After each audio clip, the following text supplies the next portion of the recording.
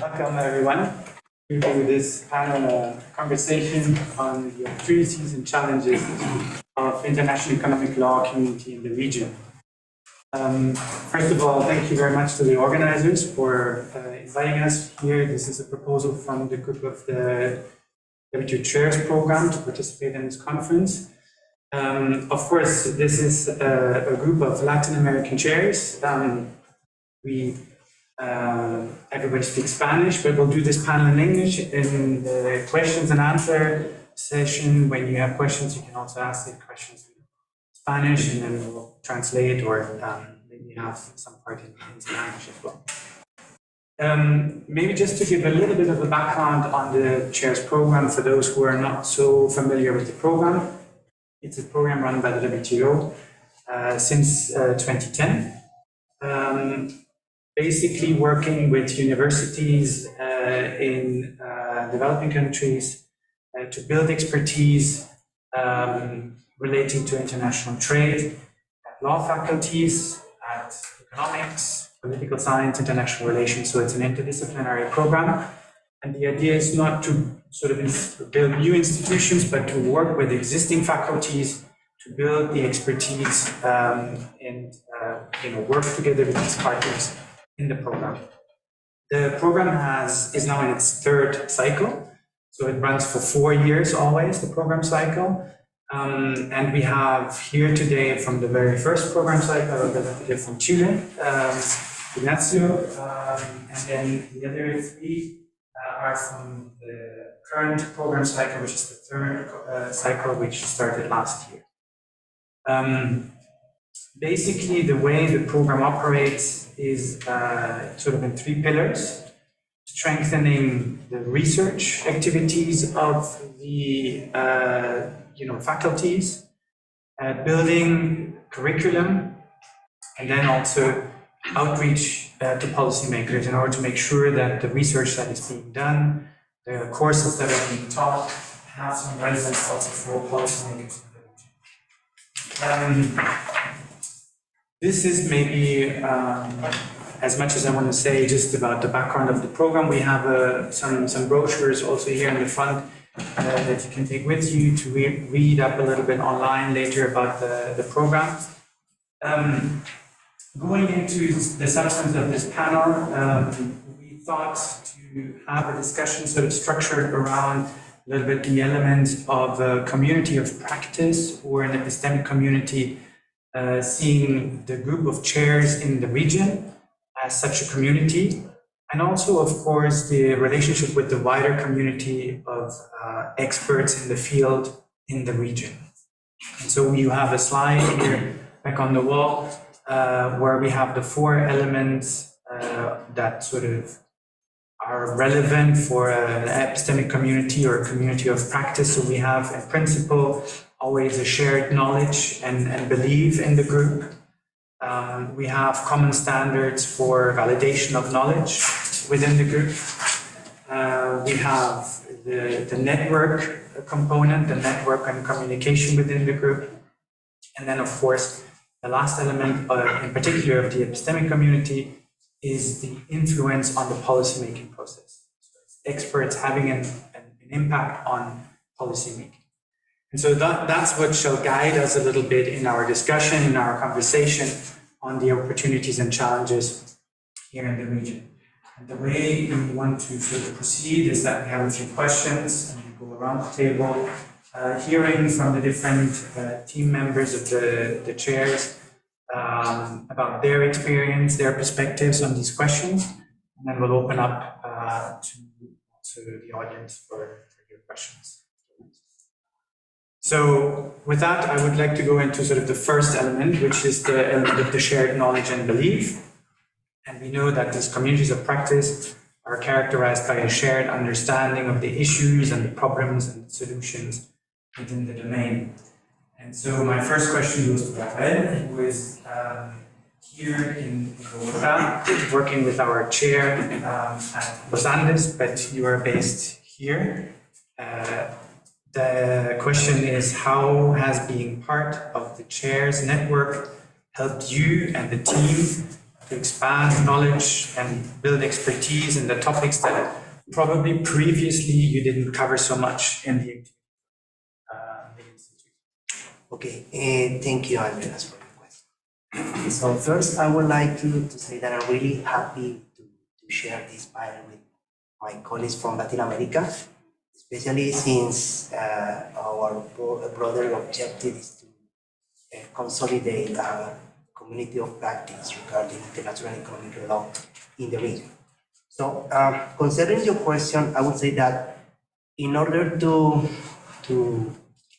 develop a collaborative approach to create a body of knowledge in international economic law, we must start by identifying common trade-related issues in our context.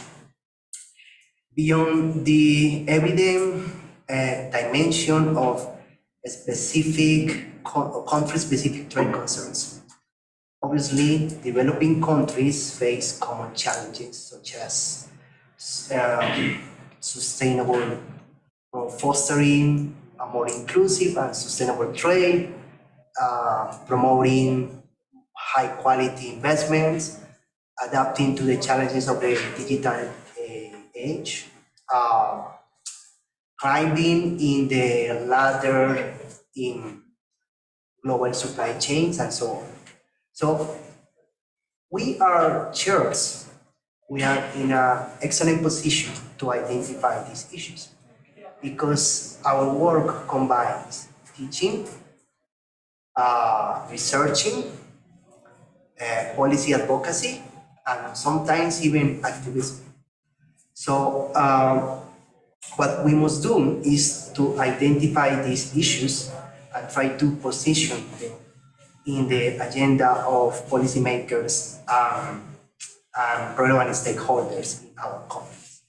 So to give you an example of this and how being part of the WTO of the WCP program network helps, in the last annual meeting, we shared with the Indonesia, and we spoke about the current situation with biofuels controversies in the WTO.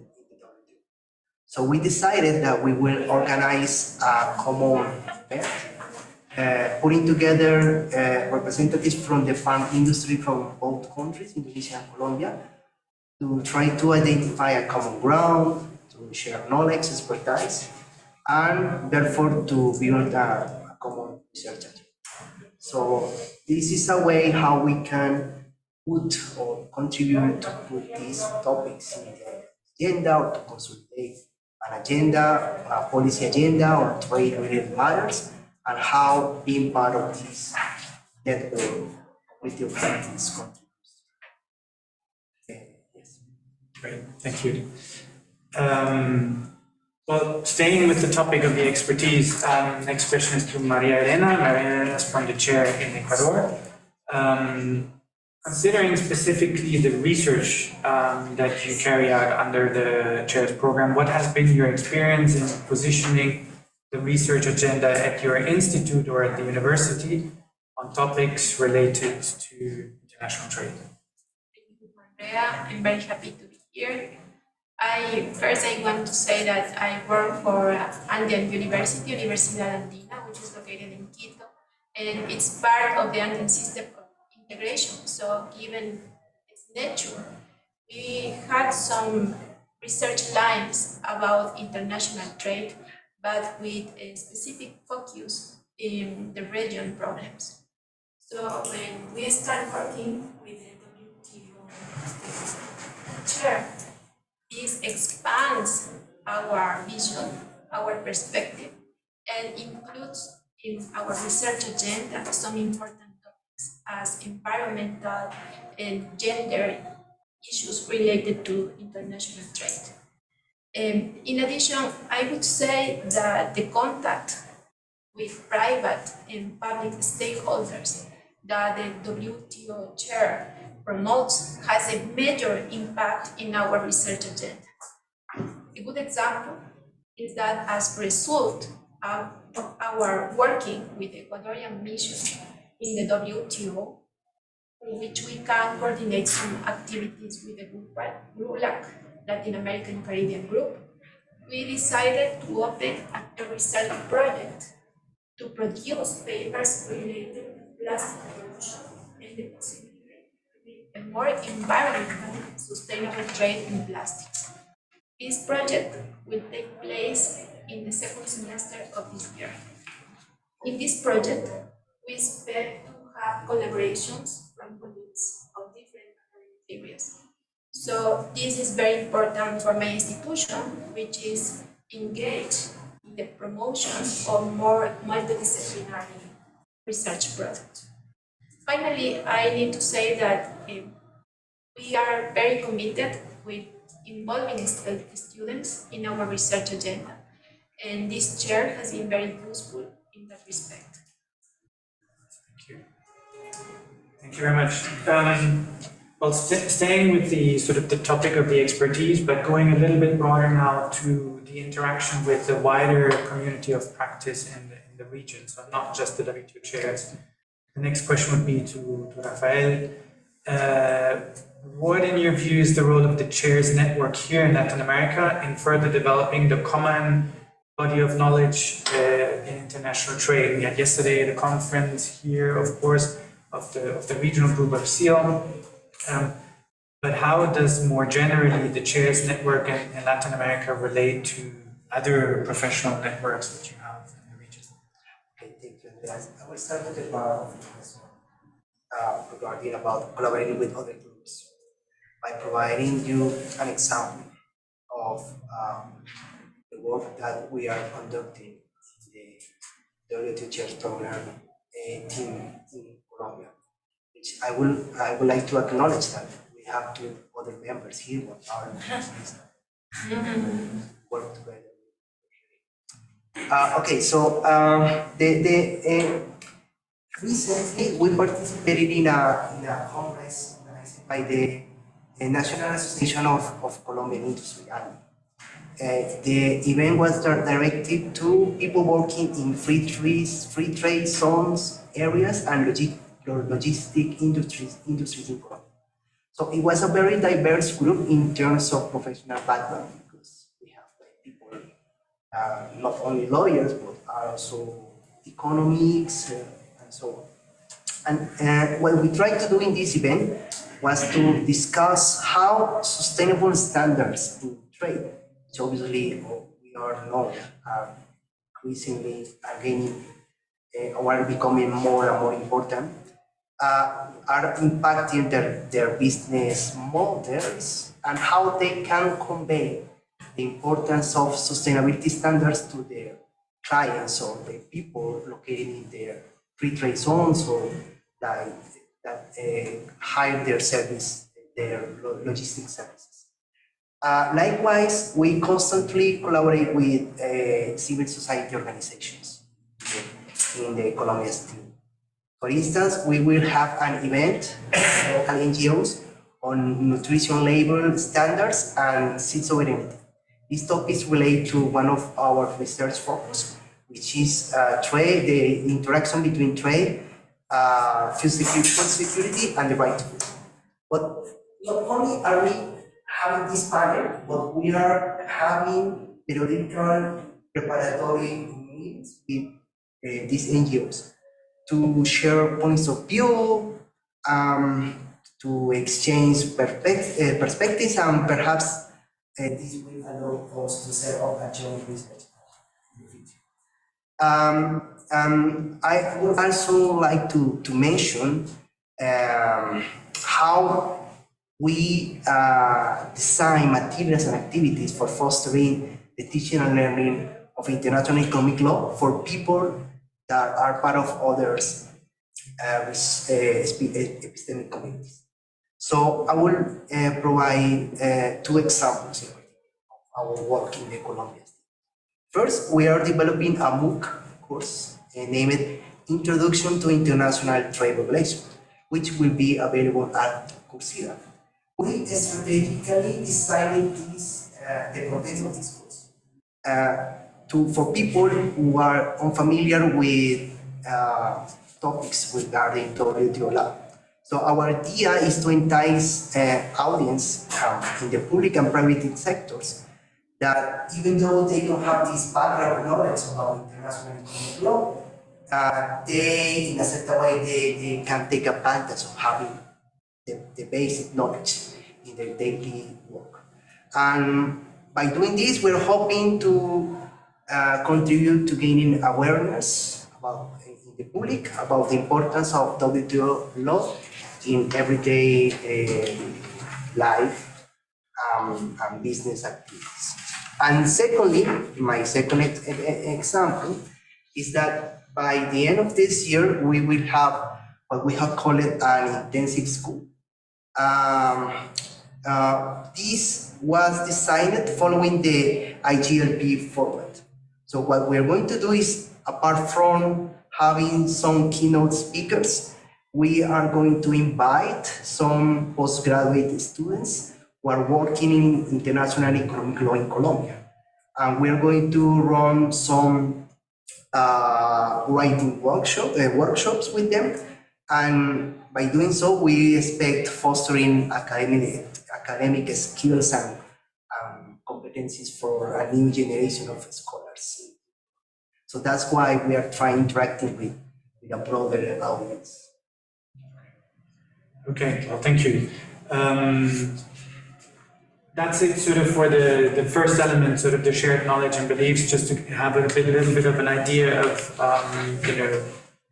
here from Colombia and from Ecuador, the activities of the chairs. We'll go to the second element, which is the common sort of standard for validation of knowledge. And of course, everybody is aware in the academic communities, there's peer reviews and all other sort of, mechanisms for that, and that they're not so different in this field probably than in other sort of communities of practice. But one question in particular to the chair's program, and I'll address it to Victor, who is the chairholder in Peru, is sort of if we're thinking of the interaction among the chairs in the chair's program, what is the role of the Academic Advisory Board for exactly this, the common standards for validation of knowledge, as those board members act as mentors for the chairs with regard to the validation of the knowledge, and to what extent does activity planning and reporting that all the chairs undertake, of course, within the program, contribute to maintaining the integrity and credibility of the work outputs of the chairs? Yes, thank you, Andreas. As Andreas said, our relation with the ABM, I think at the beginning it's really, we were quite nervous for the first review, because as we're getting money from we're getting funds from the WTO, we were supposed to well expand it to the goals that we have planned. So at the beginning we were quite nervous with the reviews, but the ABM was really proactive and really having the approach toward us. I think I can quote some examples. Just to put you in context, in the case of Peru, I think each of one has their ABM members. In the case of Peru, is Ronald Saborillo, it's Costa Rican, now Costa Rican ambassador in WTO, a long time related to WTO in Geneva. And also Giorgio Sacerdoti, so it's a big name, also another body member from the past. So I was really nervous on how they're going to react if I'm doing well. So I have two examples. The first one was related to the papers that we did, all the researchers of the team, because as you have said, also in Peru we have a team, it's not just myself. So we were really nervous to get the comments, they're going to destroy our paper, it's not going to work, we're going to have to start again and again. But they were really nice to pointing out the facts, discovering that maybe because we are just developing this idea in e-commerce, it's just the beginning, and even though we were thinking it was a good paper, they received it well, and with really good advice about how to going through.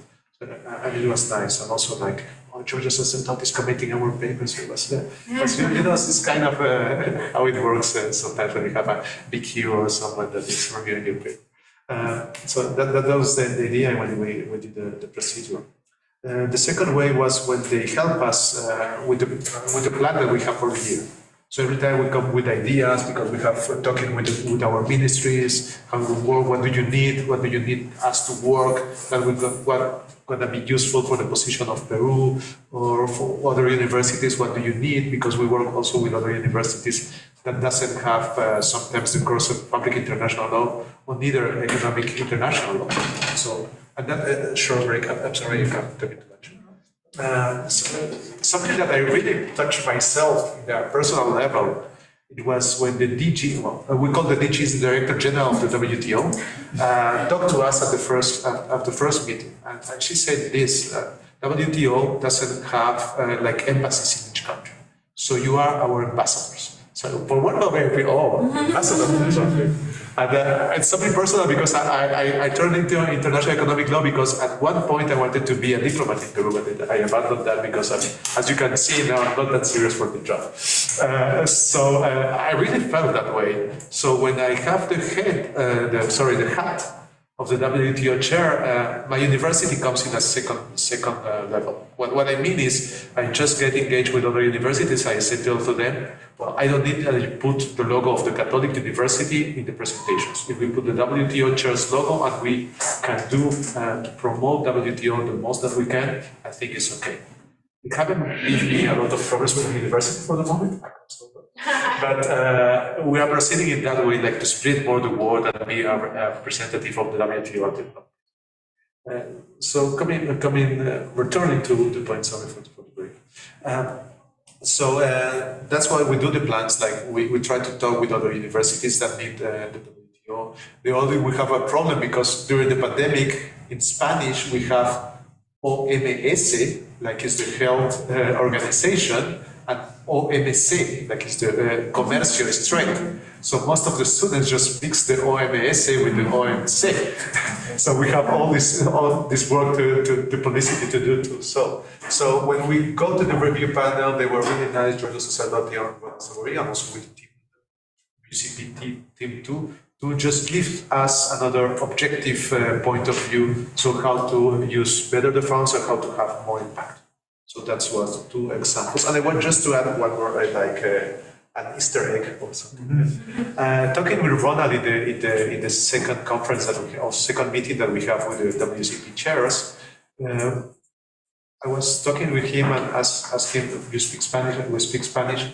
And we want to have some person that is objective because we're going to have a video YouTube channel from our mission in Peru, what is Peru doing, and the WTO, etc. And I talked to Ronald and say, we will also have an objective view at what is happening with the WTO in Geneva.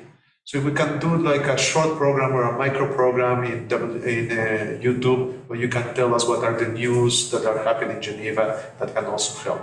So yeah, we have a good relation with the ABM. It's not just because Giorgio invited us on pizzas and we were drinking the wine together. They were really nice, really open. I think it's a good community that it's coming through. So no, very good, thank you. Good. Well, that's it. Sort of probably for the second element, the validation, as it's not so different probably, apart from really the advisory board, which is a very close relationship with a mentor, a particular chair.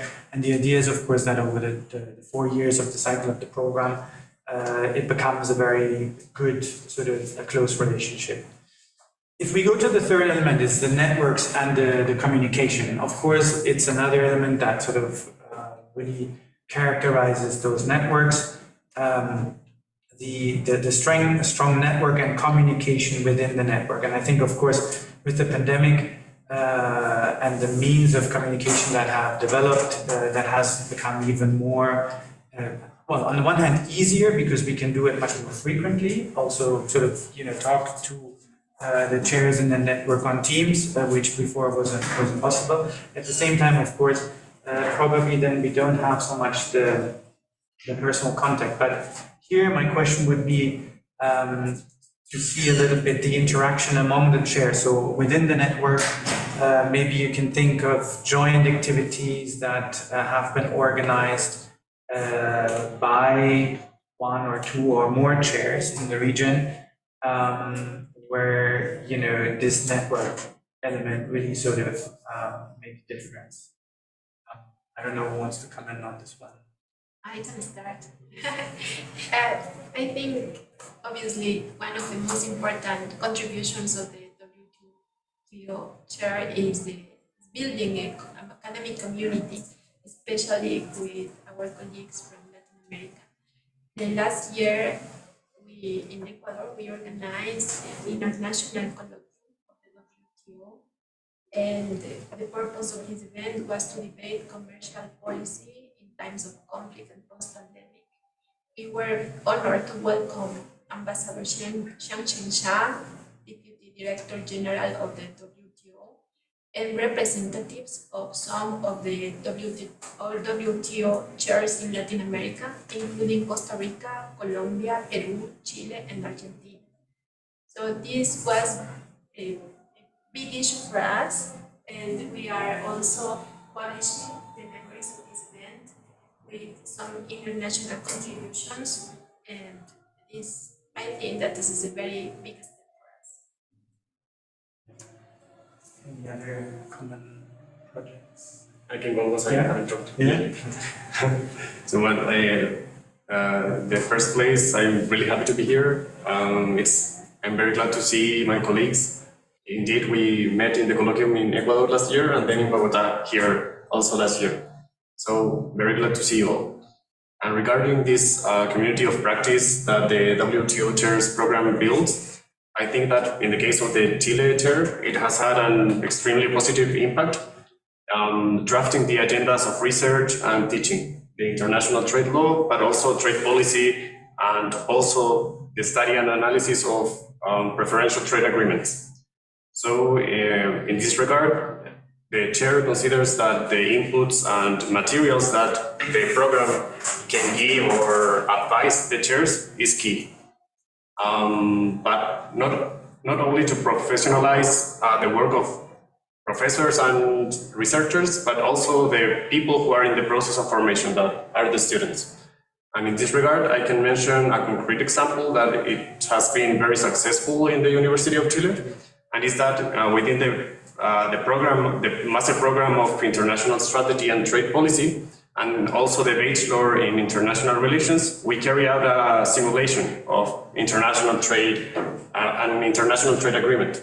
So we divide the students into 4 countries, and this is an official material of the WTO chair program. So it's very detailed. The students engage like really professionally with this simulation, and it has been very, very successful because this is an example of how to build a community of practice regarding to international trade.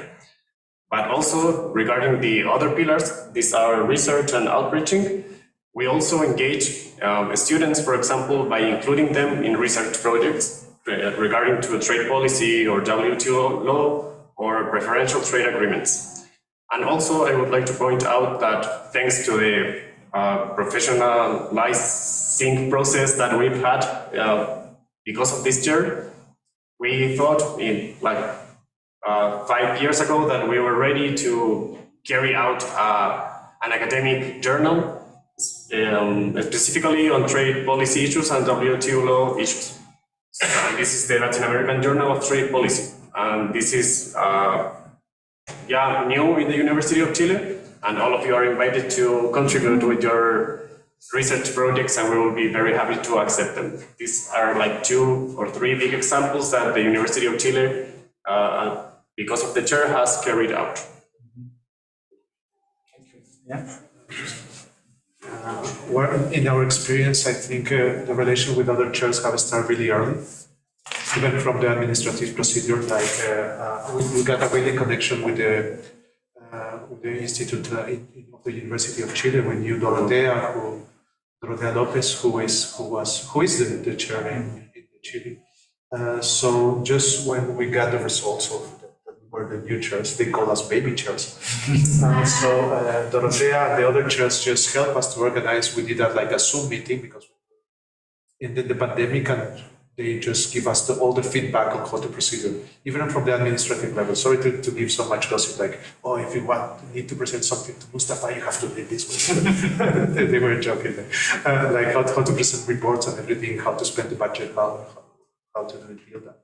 But after that, well, the connection was too good. Like when we present our chair in Peru, we had the presence of almost the chairs. They were present. They were giving speeches and all that.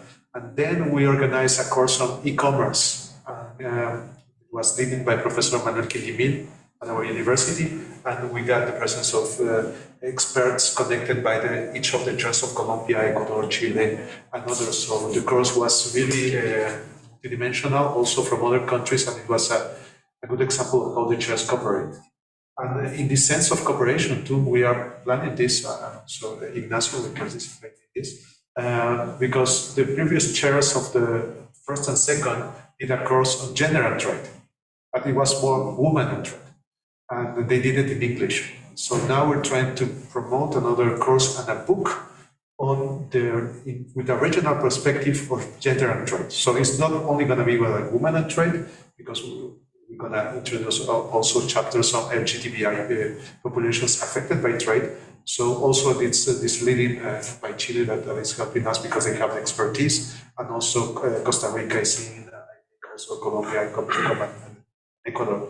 And the last example is, for instance, some of the papers we were talking about the ABM peer review, but some of the papers produced by the Peruvian chair will be presented in a colloquium that we are coordinating with Ecuador, and also in a book that Ecuador is presenting, the chair of Ecuador is presenting. So yeah, we have also like there is a good feeling among the people, and that's allow us to work together. Yes, I just want to say very quickly that last year we organized an event with our agenda, our rich agenda. The event was on digital trade regulation. We had the participation of other chairs in the region. But apart from that, I just want to say that, okay, so this panelist is a good example of how can we come together and collaborate and build a common agenda. So yeah, the idea is that we can take advantage of this opportunity to establish further contributions, and as part of the Colombia team, we are really happy to collaborate with all of you guys in the future things. So we're telling you about our new activities, ideas, and okay. Okay, well, great. I think that gives a good sort of spotlight into the activities, the cooperation between the chairs, past and present, and sort of also planned projects. And also, I mean, to all of you, spread the word, you know, to the calls to participate in the journal and the calls for papers and all of that, so that it gets really sort of disseminated. Maybe sort of just focusing for a moment then still on the networks, the interaction with the wider community, not just the WTO chairs. The question to Elena would be sort of creating awareness and disseminating information on international trade in Ecuador. What are your strategies? How do you reach out to the stakeholders, civil society, government, in order to be heard? I suppose we are a baby chair because we only have 1 year of work, but this work has been very productive. And in relation to the question, I can say that the WTO chair has allowed us to break down the relationship with public and private stakeholders. For example, the last year, at request of the International Commerce Ministry, we learned that it was necessary to create a space to discuss the participation mechanisms for civil society in the international trade system, such as the opportunity for citizens to get involved in commercial agreements, their implementation, and their monitoring.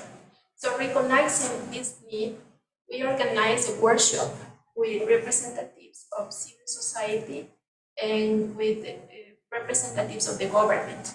It were like 5 or 6 ministers involved in this workshop.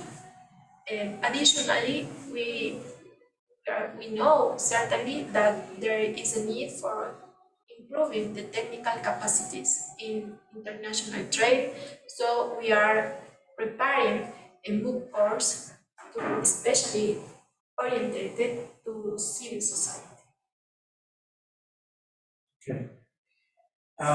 Let's get to the last element, which is also key for this program, the influence or the impact on policy making, which is, of course, again, an element that epistemic communities have. They have the aim to influence policy making processes, providing expert evidence and advice.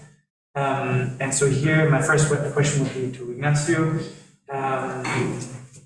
With all of the expertise, of course, that this chair, who has been in the program for a long time, not a baby chair, so to say, has, how do you ensure that the work you do translates to, has a policy impact?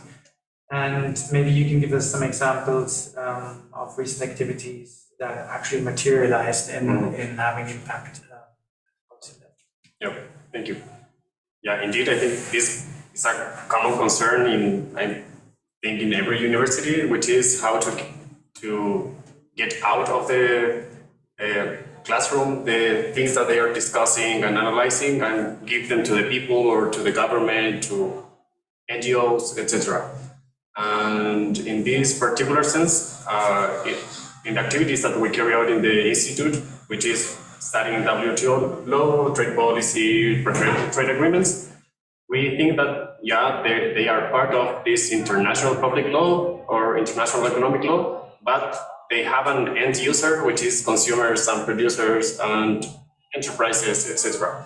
So we have focused in the last years in working very closely with the government and, for example, the Exports Promotion Office.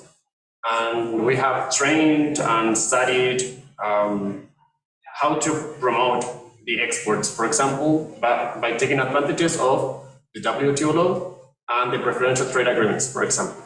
And in this sense, regarding this specific example of the Exports Promotion Office, we have trained in the last year more than 1,000 entrepreneurs and SMEs who wish to export or SMEs who are already exporting.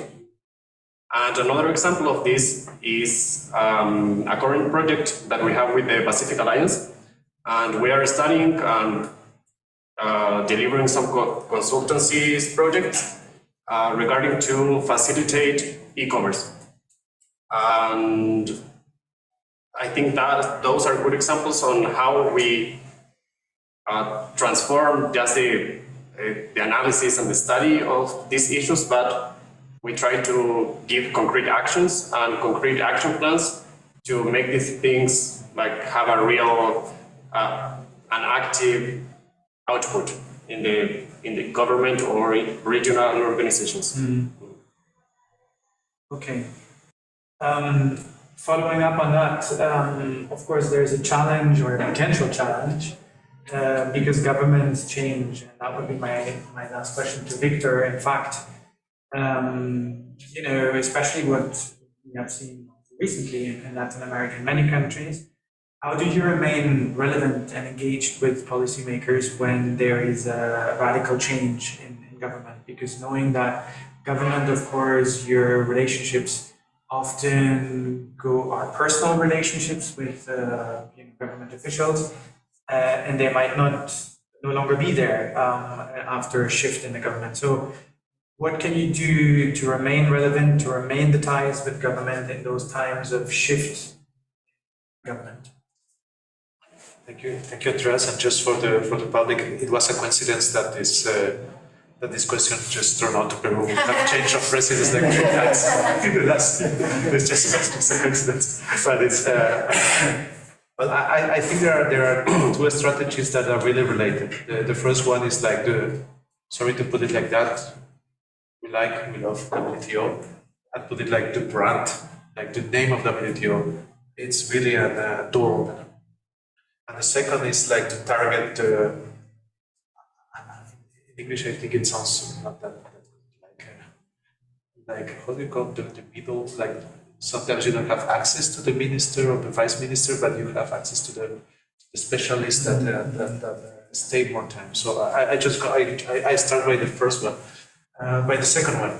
So helpfully, our university have got really good connection with the specialists in the ministries, even in the Congress, and also in civil society and the National Society of Industries, for instance. So we have a good connection with people who are related with this.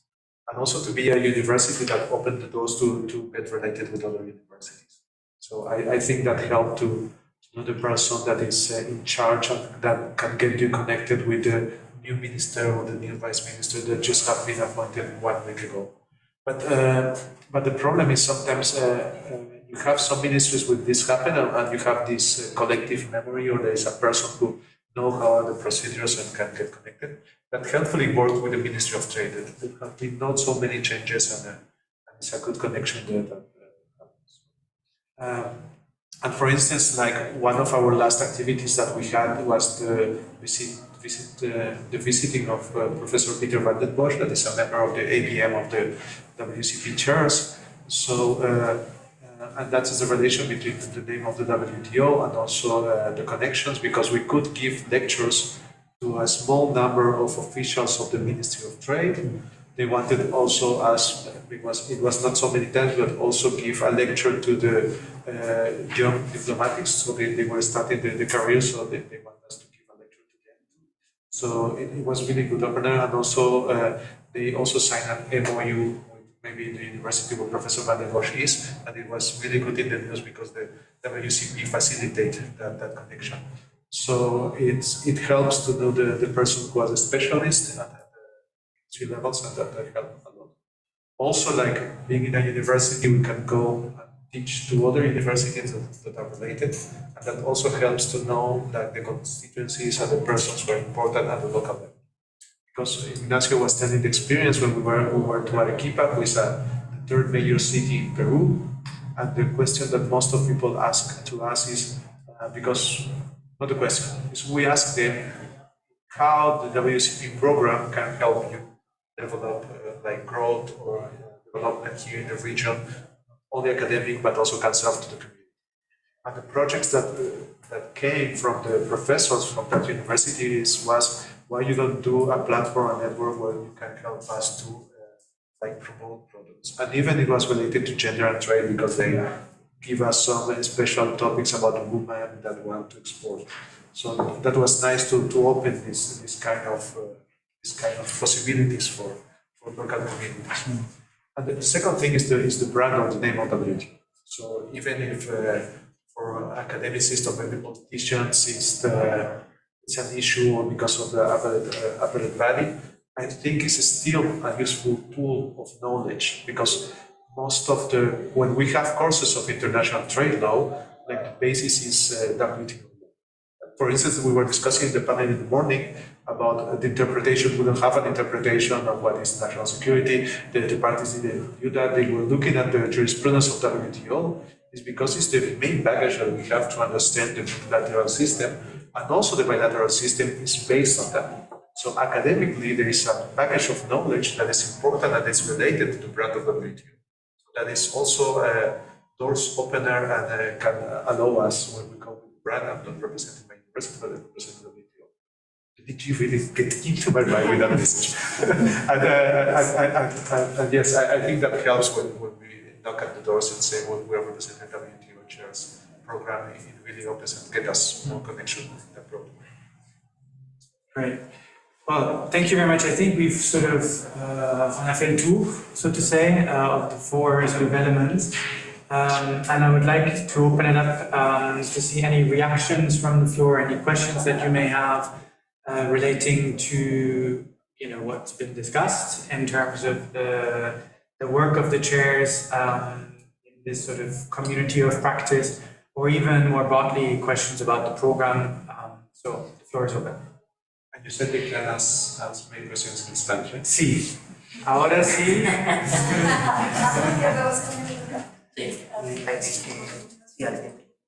Del público también si hay.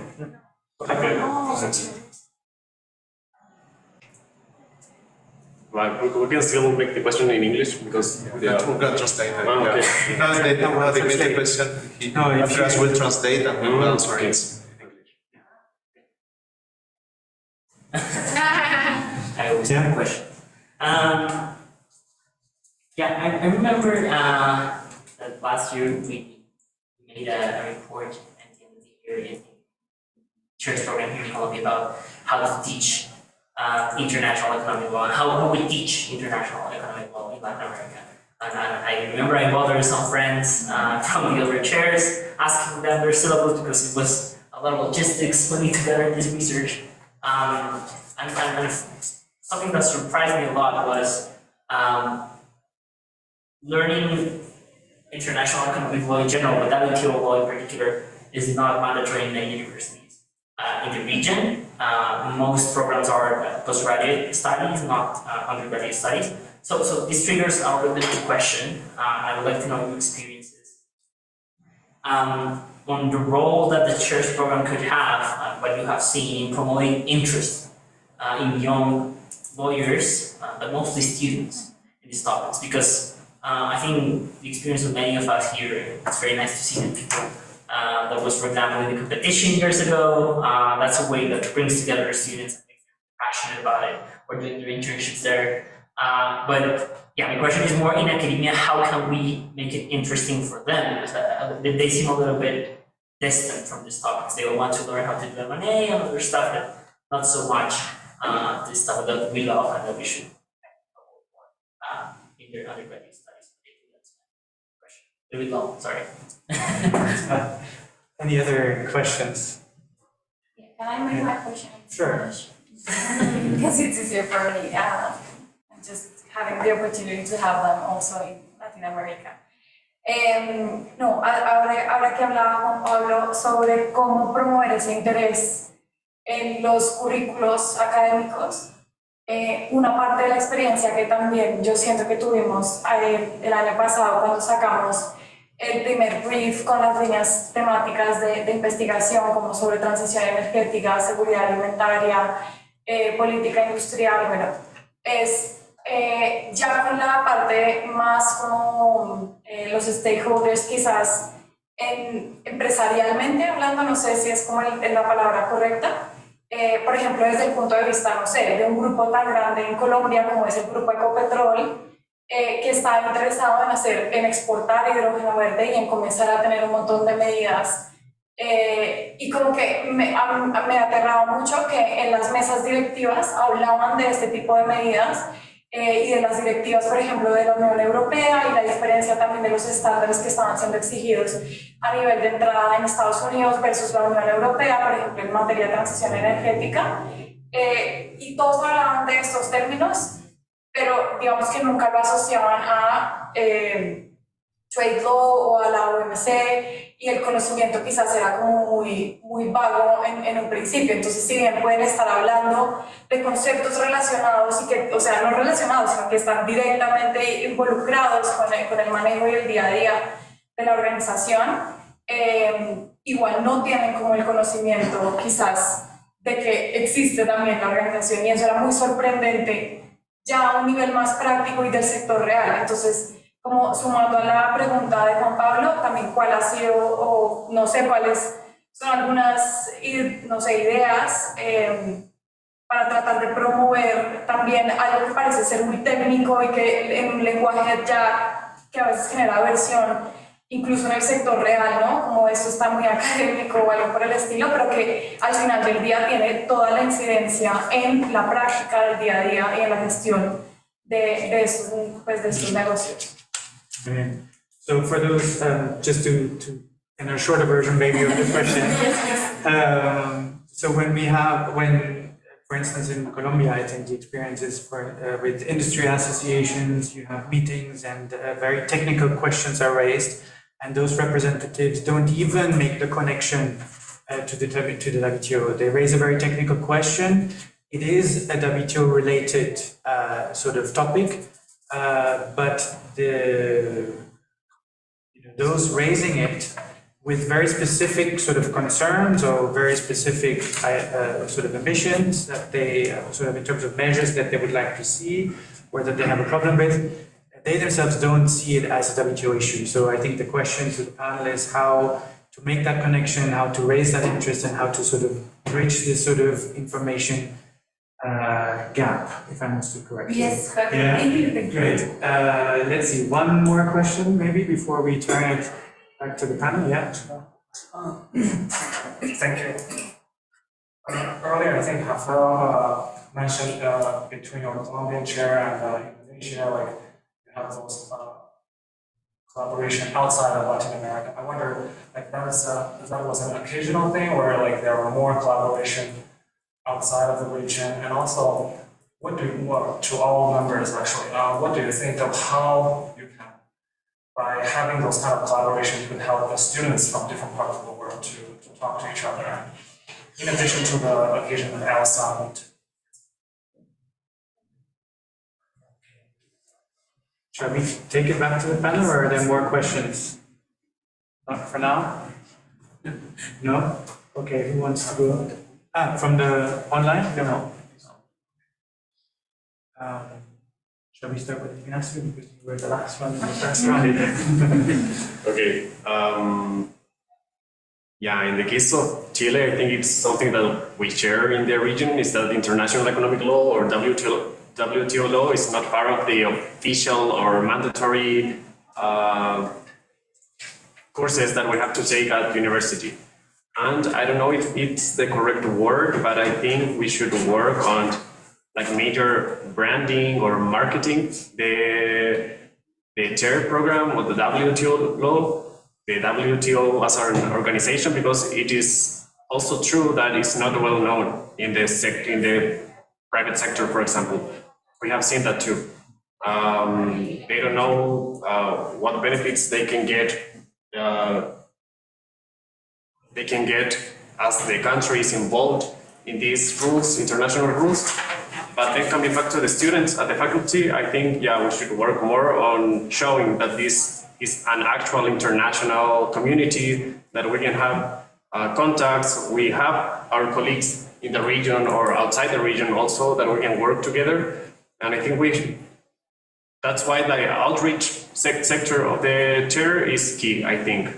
And we should focus, I think, on delivering these seminars or webinars since year one, since the students enter in the university, as they get to know that this exists. Because they know that civil law exists, constitutional, but they don't know this until they are like maybe finalizing their studies or after, even in the postgraduate level. That was what happened to me, for example. I get engaged in WTO law by mistake, and then I realized that I actually loved it, and I had a future here, and yeah, but before that I didn't have a clue of it. So I think we should focus on that outreach side of the chairs.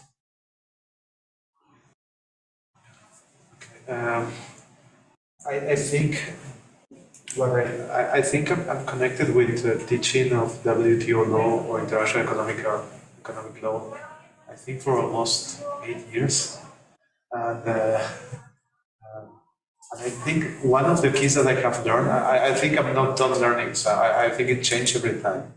I think it's the language, how do you approach the students and the different students. I had the opportunity because of the CP Chairs program to get involved, because I have to sell to spread to. Last semester I was teaching to economic politicians, they use Spanish. So I have to adapt my language to them. And next semester I will teach WTO law to constitutionalists. So I will need to adapt my language too, and also have to adapt the language when I speak with undergraduates and to postgraduates. One of my something that I really like is maybe because it's connected with my personality, is the jokes. I think jokes work.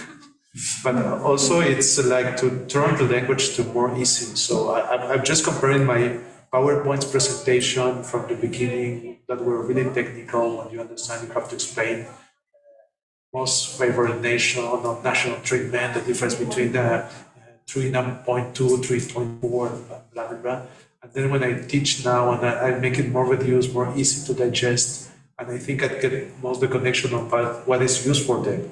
So even there are some that go to administrative law. Now they say there is a relation between no discrimination in products if they're gonna do like competition law, or if there is problems with constitutional law, they know how the relation of WTO law is inside the treaties and what will be the connection when there is a human rights involved. So I think sometimes to adapt to the audience helps. It's really time consuming and maybe myself, I have to think that I have various personalities when I go to one part to another, but I think the communication and how you know if they are following you and try to put the language or the knowledge in their terms, it's important. I think that helps. So I have to adapt the syllabi. Well, I have the common syllabi, and once I know my audience or the students, I start to develop more. I have now students that come from the pandemics, that were I had to compete when I was teaching to the pandemics with Netflix, because, oh, professor, I cannot turn on my video because otherwise the Netflix freezes. Okay, I understand that. So and then I have to start in a different way. The other point was the question about if you will relate with other chairs. I think it's something that. After the first encounter that we have in Geneva, I was really, really eager to connect with other chairs, because I think something that I see in Peru is that we don't have too much South-to-South cooperation. We have many agreements with Bern, and we have connection with Geneva. Now we have this more connection South-to-South Latin America. But one of my ideas is why we don't connect with the global Asian South or the global African South. That is something that is staying in there. And sometimes we have the language barrier with the French-speaking chairs. And now I tell them, now you have YouTube that translate the video, and you have this video conference after my idea was to do these short interviews on how is WTO in your country, how it's with constitutional law. So yeah, from my side, it's my bad. I have to do it in the future, but that was just one idea. But I'm really happy that Rafael is going forward. So I will just copy him in the past. I'll just jump on his train. Okay, so I will address first your question. Yes. Okay, so it's true that many universities don't have mandatory WTO courses in their curriculum. For instance, Universidad Rosario. We have a basic course on public international law, and then we have what is called international regimes of international law.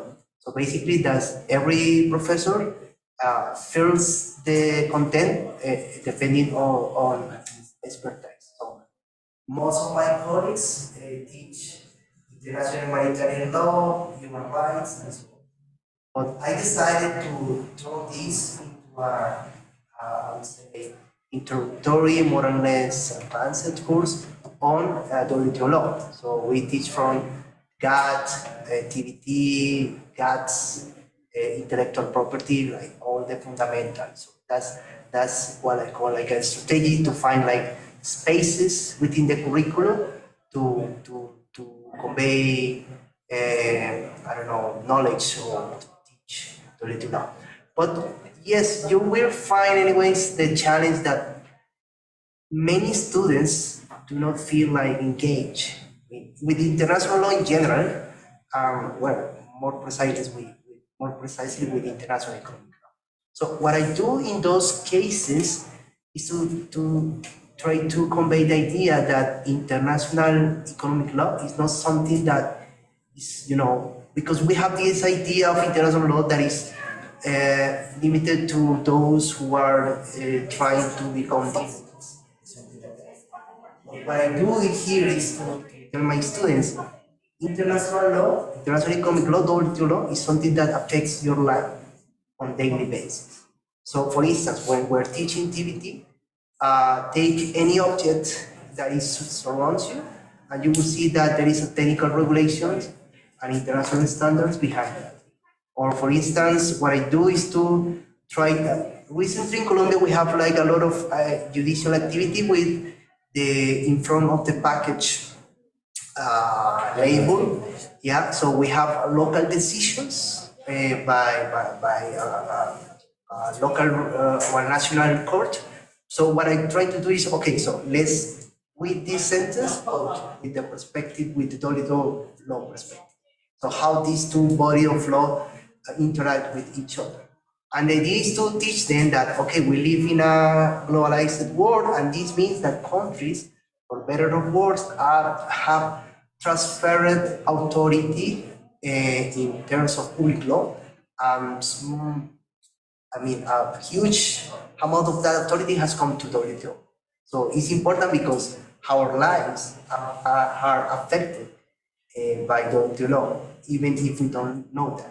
And that leads us to your question, Isabella, and how can we engage other stakeholders apart from our students? Because it's true, most people have the idea that WTO law is a barrier, it's not an enable, a legal vehicle. So, for instance, the Director General came have a visit to Colombia early this year. René Ureña was following the visit, and we prepared like a little brief for the people in the vice presidency about trade concerns that might be useful for the agenda. And one idea that they had is that the fisheries agreement was against small-scale fisheries because they didn't have a good understanding of the concept of illegal and unreported fishing. So what we did was, okay, let's explain what is the contours of these concepts, a technical concept, so that you know that this is something different from small-scale fishing. So, and the same happens with NGOs. In the past, I have been participating in this legislative process for initiatives, and most of the NGOs that are behind the doors, like pushing these legislative reforms, they believe that the WTO law or international trade law, international investment law is a barrier. So what we do is, okay, so let's understand the standards of review, and let's see that even though there is obviously as let's say a policy space that is limited in a certain way, there is a margin for maneuver. What you have to do is to really understand the law, so you can, find the spaces to advance policy. And regarding your question, sorry, it's taking me a lot of time, but yeah, I wouldn't call the collaboration with the WTO in Indonesia occasional. I would say that it was more like a first encounter. So, because we are baby shares, so we are just making our first steps in this network. So yeah, but it's a good example of how a little chat can lead to like a good opportunity to bring together industries from both countries in this like common topic. And you mentioned something that is very important, is perhaps we should, I don't know, contribute to that. Collaboration should also benefit our students in our institution. So perhaps the WTO chairs can create like a network of I don't know, like scholarship of sort of mobility opportunities for the students. So that's something that I don't know if the other chairs in the world have it, but it's something that definitely we could explore in the future. Yeah. Elena. Yeah, for the time, I would address the first question.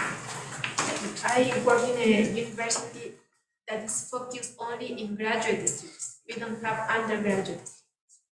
So we recover, thanks to the WTO chair will recover a course in international trade and improve it. We have lost it, for example, in corporate law, that is the master that I direct.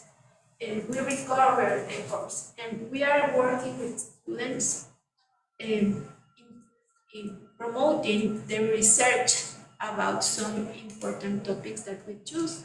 And we had a very good experience when we had the colloquium the last year, because we choose the best projects, research projects, and we let them to, we open a panel only for students, and they were able to present the research. And it was very interesting because we have some colleagues from the other chairs that made comments on that work. And now we are going to have 1 or 2 publications of the students about WTO politics and so policy. So I think that is a good way to work with the students from research in the course, and an opening space to discuss the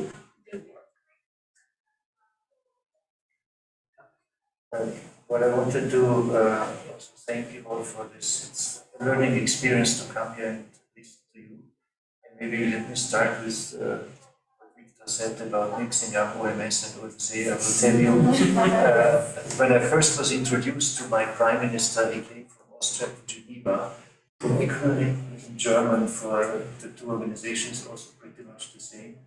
And when I said I work for the WTO, he thought I worked for the WHO and said, so what do you do against fighting the HIV? So that was the Prime Minister. Just wanted to take the opportunity. It's great to see Elena first time in person, and Ignacio first time in person. I saw you virtually at various meetings, and of course Rafael and Victor several times. And I haven't heard the expression vintage chair yet, but it's also beautiful to see now how the intergenerational transition happens in the chairs. We started with Dorothea. Geneva, we now have an ambassador, Sofia Rosa, who considers Dorothea her boss, and now we have you. So the transition continues, and next week the President Boric will come to see the DG when it comes to SIEL.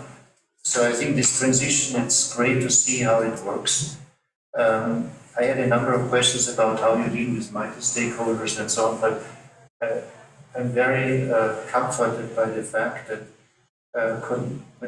when I started with the program and Andreas, we had often chairs think more about talking to the trade ministry only, or maybe to the foreign ministry. But I think your thinking is completely multi-dimensional. You think of various topics, various ministries, NGOs, business, community.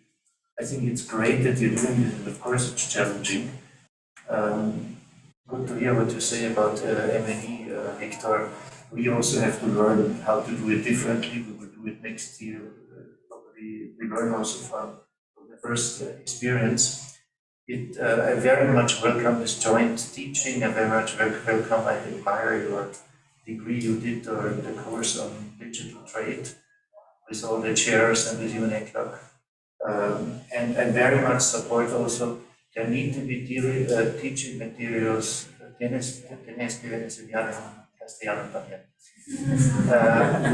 need to, even in Geneva, if people need to learn English in order to get trade courses, we will not reach Latin America fully. And we need more books, we need more journals, we need the courses, YouTube. We used to put the syllabus on the website. Now we have to do a YouTube channel and show you our teaching, we call it. I very much welcome this idea of we should have sort of epic of collaboration between chairs. Actually, DG Rosie, before she came to the WTO, one of the greatest programs she did in the World Bank was South-South learning. She basically said we should stop sending from the North people to teach. Actually, the people from the south have surmounted challenges and they can teach each other better than we can. So the more you do that, the better. Maybe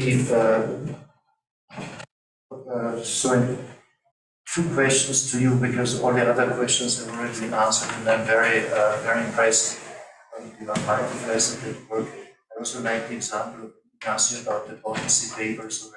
So Rafael mentioned when the visit into Buenaventura, I think the DG had really went to the Pampas really very far to see the real Colombia. It's a completely different thing to write an academic article and the policy note that is short and is being read. I also learned from you, changing governments, you need to focus on the mid-level of government to build up a longer-term relationship. And one challenge we are facing, and you are probably facing, because you're multifaceted, with many stakeholders, how do you stay coherent in your advice? Because if you cater NGOs and business and different ministries, you still want to be overall coherent in your policy advice, even though your clients want to hear different things. That's one question. And then also one point about it's a challenge. Many countries, trade is not a compulsory course. You already mentioned making it practical, understandable. I've seen in Korea, for example, trade courses became more compulsory than even international law because Korea is so trade dependent.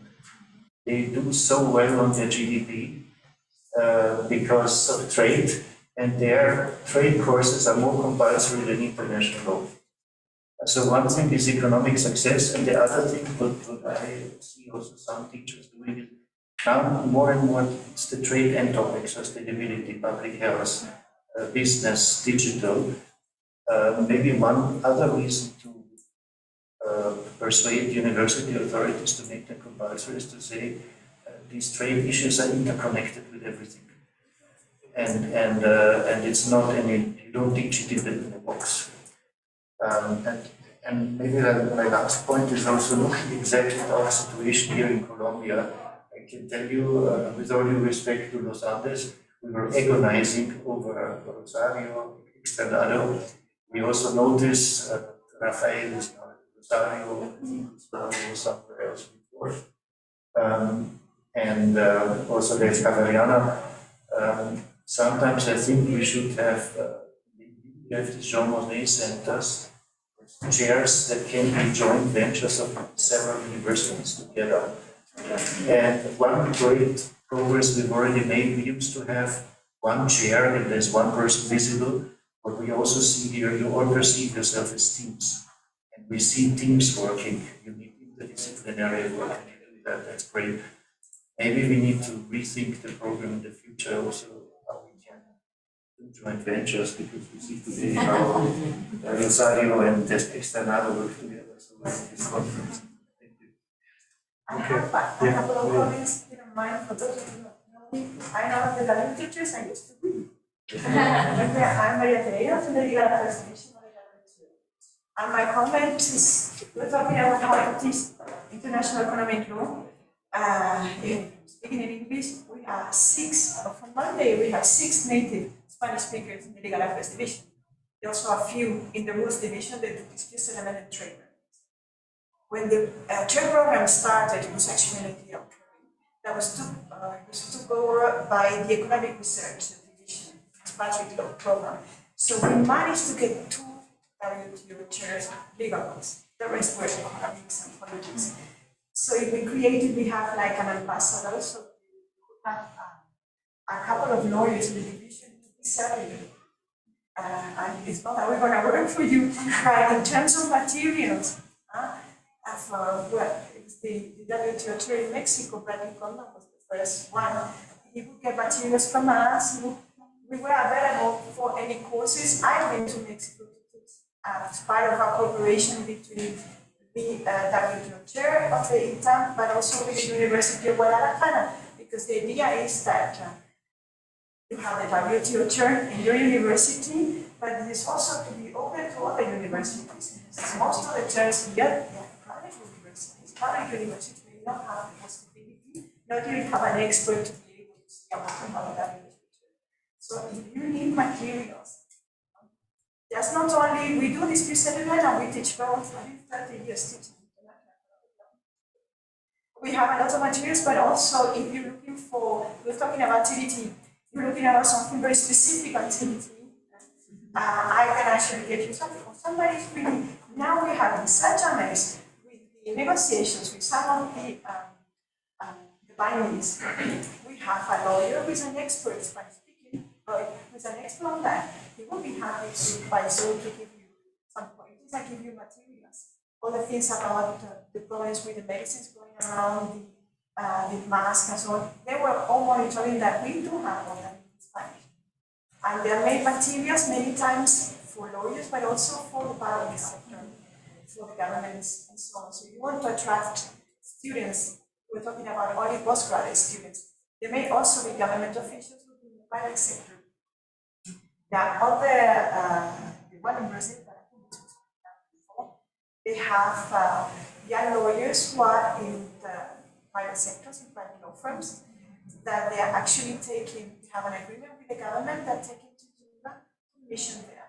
So they learn what it is. And that gives them a push because, you know, what do you want, how do you attract students? Can I work on this? Yes. Can I get a job? Huh? Each time I go teaching, and you don't know it's from the secretariat, so they really prepare, they want a job there.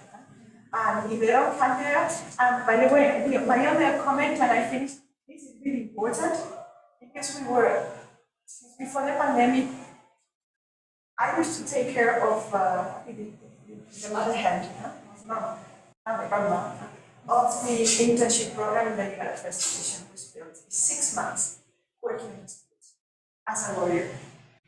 And the reason why I'm no longer responsible, but the reason I'm telling you is that we have no money to fund a Spanish speaker. We need to hire a Brazilian. The poor guy was having a big time because he spoke Spanish, but Portuguese, you know. But this is the job is drafting. We don't. Okay, so if you have somebody at postgraduate level, really good. Please. We have the largest SPS case ever. Well, the largest case we ever had in legal affairs division is we have 4 measures is enormous, and it's in Spanish. We do not have an intern. And that's a job opportunity for the person. So if you have a, please let me know, send me the CV. And if otherwise, start thinking about those things. This could be a good training. I promise Laura, I was going to say. Yeah, because we asked me, nobody. When Maria says she will do it, she will do it. We have had how many Latin American interns we have in speaking on Zoom, even in the Spanish speakers in the program and non-Spanish speakers. How many of, I think already 7 of them former interns of legal affairs. How are you? Good evening, gracias. One of them, that actually helped them a lot in their careers. So we have 2.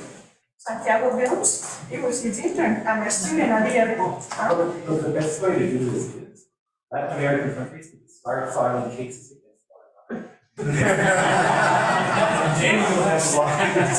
That's true, that's true. It's so much better. That's very good. That's major case. Yes. And hard for that. So I'm just saying this because when Isabel and I were organizing this conference, we had, we were thinking which law firms might have an interest to actually come here, right? And there weren't that many because some of them would then one double dip and visit clients, and there aren't that many clients, at least in the WTO space. In the ICS space, slightly different. But in the WTO space, they're just, or in the trade space more generally, there just aren't that many disputes. You can correct me if I'm wrong if there's something that I'm not aware of. But so my own take, cynical as I am, certainly after last week, is file suits against one another, and you will see Well, it's